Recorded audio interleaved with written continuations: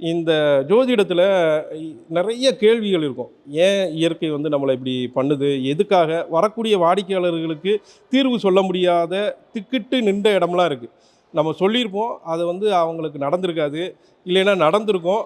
ஆனால் வந்து காலம் தாழ்த்தி நடந்திருக்கும். இந்த மாதிரியான சூழல்களை நான் நிறைய எதிர்கொள்கிறது மாதிரி இருக்கும். அப்புறம் ஒரு கட்டத்தில் இந்த இந்த வகுப்புக்குள்ள அத்தனை என்னோட 8 வருஷம் நான் பார்த்த ஜாதகத்தில் என்னெல்லாம் கேள்விகள் இருந்துச்சோ அத்தனை கேள்விகளுக்கும் நான் கேட்குறதுக்கு முன்னாடியே அதுக்கு பதிலாக வந்து ஒவ்வொரு வகுப்புமே அமைஞ்சிரும்.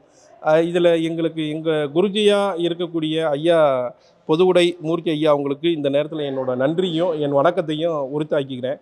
அவங்க தான் எங்களை வந்து முதல் அறிமுக வகுப்பில் இருந்து எங்களை வழிநடத்தின விதம் இருக்குல்ல, அதாவது ஒரு மந்திரம் கிடச்சிருச்சு, அந்த மந்திரம் எனக்கு ஒரு பெரிய சக்தியை கொடுத்துரும் அப்படின்ற ஒரு சூழலில் இந்த உலகத்துக்கே அது போய் சேரட்டும்னு ஒரு ஒரு மகான் வந்து நம்மளுக்கு கோபுரத்தில் நின்று கத்துனது மாதிரி எனக்கு ஐயாவை பார்க்குறப்பெல்லாம் அந்த உணர்வு தான் வரும். எப்படிங்கய்யா நீங்கள் உங்களை போல் நாங்களும் ஜோதிடம் பார்த்து அது மூலியமாக ஜீவனம் பண்ணக்கூடிய ஒரு ஒரு சக போட்டியாளர்ன்றே சொல்லலாம். ஆனால் எங்களுக்கு ஏன் இந்த யுத்திகளை கற்றுக் கொடுக்கணும் அப்படின்னா, அதற்கு இயற்கை வந்து ஒரு மிகப்பெரிய அருள் ஆசி இருந்தால் மட்டும்தான் அதை செய்ய முடியும் அப்படின்றத ஐயாவோட ஒவ்வொரு வகுப்பில் அவங்க பேசுகிற விதம், எங்களை அணுகின விதம், அதே மாதிரி அவங்க சொல்லக்கூடிய, அதாவது நான் கருவி தான் அப்படின்றத இன்றைக்கி நிறைய சித்தர்கள் பாரம்பரிய ஜோதிடத்தில் எவ்வளவோ விஷயங்கள் இருக்குது. ஆனால் இன்றைக்கி இருக்கக்கூடிய ஜோதிடர்கள் நாங்கள் என்னமோ புதுசாக கண்டுபிடிச்சிட்டோம் அப்படின்ற மாதிரி பேசுகிற விதங்கள் இருக்கும்.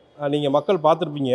ஆனால் ஐயா இதை வந்து அவங்க கண்டுபிடிச்ச பிறகு இதை நான் ஒரு கருவி தான், இது வந்து நிறைய மக்களுக்கு போய் சேரணுன்ற அந்த எண்ணம் அந்த ஒவ்வொரு வகுப்புலையுமே எங்களுக்கு தெரியும்.